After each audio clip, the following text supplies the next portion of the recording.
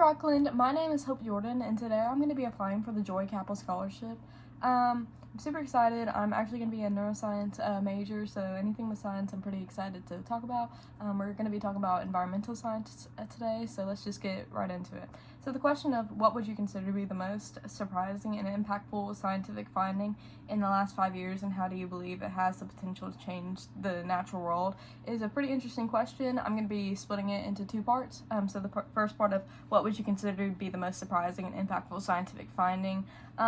It relates to an article that was posted by NASA Earth Observatory in September 28th, 2024, and it basically is the finding that the Earth ozone layer above the Arctic is slowly shrinking as of 2024. So yeah, let's just get right into it.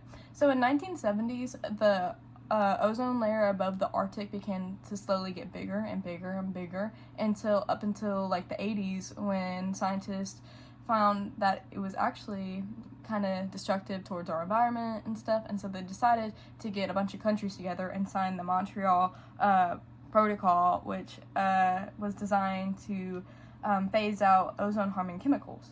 So over the years from 1992 up until 2024, the ozone layer has slowly been shrinking and shrinking and shrinking, and is predicted to be almost fully healed by 2040. So why is that a big deal? Why would I say and talk about the scientific finding? How does it apply to the natural world? Well, to me, that is kind of significant because that means that the Earth has the potential to be able to heal itself with the proper assistance from us. And this kind of goes back and relates to the Gaia hypothesis that was presented by James Lovelock and co-developed by Lynn Margulis in the 70s.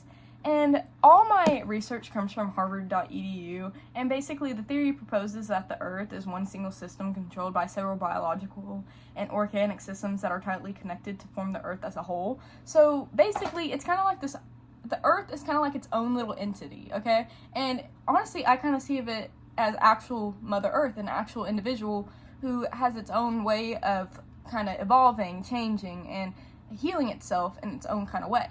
So basically, that means that if we see the Earth as an individual that is kind of hurt right now, we need to give it assistance like a doctor would give assistance to someone who is hurt in the way that we would do anyone. So how do we give the Earth assistance so that it could potentially heal as like the ozone is healing right now because of our efforts? So how do we help the Earth heal itself? Well, that's a great question, because there are so many different resources that we can rely on, and so many ways we can change our habits, our ways that can help the Earth in so many significant ways to help heal itself. So the first one I'm going to be specifically talking about is renewable energy. So we obviously know solar and wind, and that's very abundant in areas that are sunny and that are windy, such as California, Arizona, the sea, in different areas. So, but I want to talk about the South, because I feel like a lot of people in the South believe that we don't have the opportunity to use renewable resources, but we do through hydropower. See, hydropower is such an awesome resource. We have so many rivers, lakes that are not being used, that would not truly, it might affect the ecosystem just a little bit, but it would also just help the overall Earth so that we don't have as many chemicals that are going into the atmosphere. So we should rely on dams, try to use our water for good so that we can create new energy that is better for the environment.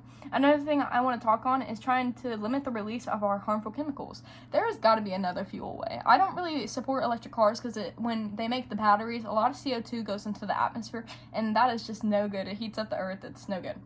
So there has got to be a different way. We all know the guy who made the hydro car, okay? And we need to talk to him. Well, he actually got killed. But, there's a different way we can make different energy. Another thing is stop using AI. It releases a ton of CO2 in the atmosphere, and it's just no good.